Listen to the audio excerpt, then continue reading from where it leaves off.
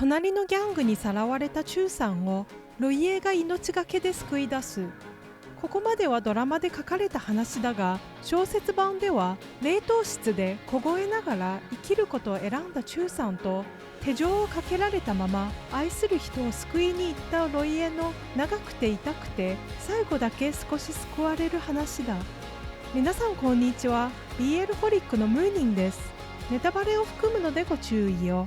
では早速始めましょう。ロイエが向かった先は警察署で、自首すると同時に黒幕がシエ刑事の父である証拠をすべて警察に渡した。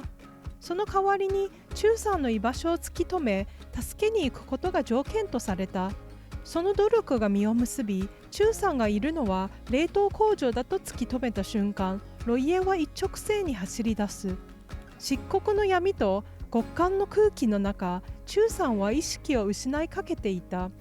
失血と拷問による喉のやけどで呼吸することすら激痛を伴う。それでも彼は自分がどこにいようともロイエが必ず見つけてくれると信じていた。死んだらロイエがどれほど悲しむか、どれほど孤独になるか、そう思うとチューさんの目から涙が数粒こぼれ落ちた。意識が途絶える直前、チューさんは夢を見た。たくさんの仏像が並ぶ古いお寺、石でできた壁の向こうにロイエの姿が見える。お坊さんに後悔しているかと問われ、声は出なかったが、心の中ではっきりと答えは出ていた。愛し愛され、暗闇をさまよう魂を救おうとできることは全てやった。そして一つだけ聞き返す。自分はあいつを救えたのか。その瞬間、扉が吹き飛ぶ音がして、チューさんというロイエの声が響いた。救急車の中、ロイエはそっと冷え切ったチューさんの額に口づけし、もう大丈夫だ、俺がいると囁いた。二人は言葉もなく見つめ合い、ロイエは隠しきれない痛切な愛おしさが涙とともに頬を伝い、チューさんの震えるまつげと溶け合った。そしてチューさんはロイエのジャケットの下に隠された手錠を見てしまう。救急車に運ばれる途中、チューさんは担架から転げ落ち、地面を張ってロイエの元へ向かい、治療に全く協力しようとしない。慌てて戻ったロイエが救護員と共にチューさんを担架へ戻すと、チューさんはロイエの裾を掴んで離さなかった。裂けた喉からかすれたかすかな声、行くな、嫌だと絞り出す。そんな彼を見つめながら、ロイエはおえんで声が詰まった。チューさんには全て分かっていた。ロイエはうつむいて涙をこらえ、ネックレスを取り出してチューさんの首にそっとかけ直した。チューさんは死に物狂いで彼を見つめ続け、やがて救護員が高速ベルトで担架に固定し、急いで救急室へ運ぼうとしていた。ロイエは警官に連行されながら3歩ごとに振り返り、パトカーの扉がゆっくりと閉まった瞬間、耐えていた涙が一気に溢れ出す。そのままロイエが連れ去られるかと思った時、後ろから看護師が大急ぎで一行の足を止める。ロイエがいないせいで患者が全く協力せず、麻酔すら近づけないことをシエ刑事に説明し、もう少しだけそばにいてもらう許可を取り付けた。術後の病室でチューさんが目覚めたと同時に暴れ出すと、ロイエが優しく、まだここにいると声をかける。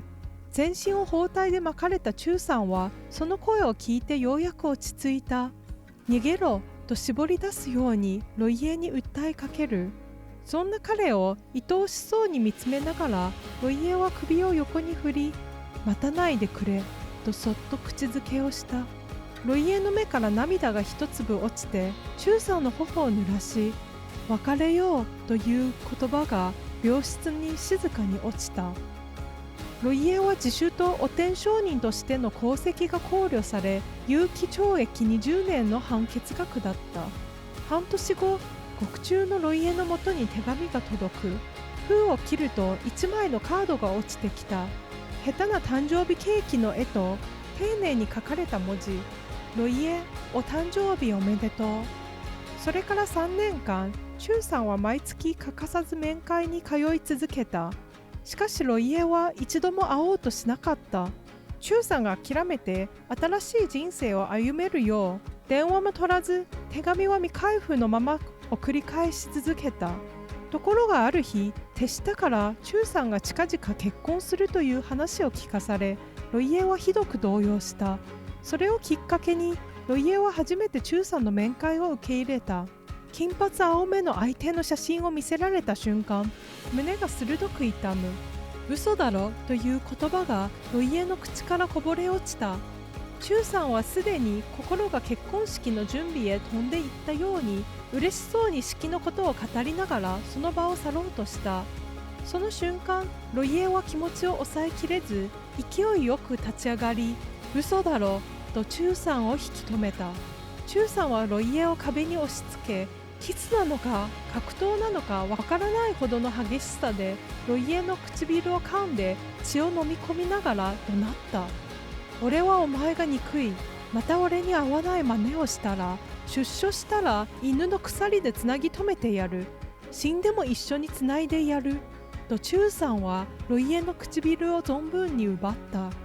ロイエが1482日かけて固めた決心が一瞬で崩れ落ちた。2007年5月、3年の減刑により仮釈放。42歳のロイエが門を踏み出すと、白いスーツの中さんが一人でランボルギーニにもたれかかって待っていた。海風が柔らかな前髪を揺らし、彼は微笑みながら真っ赤なバラを押し付け、俺たちの結婚式の準備だと言って口づけをした。山道を下りながらロイエはそっと手を伸ばし、中さんの左手を掴んだ。指を絡め、しっかりと固く。また次回お会いしましょう。ではでは。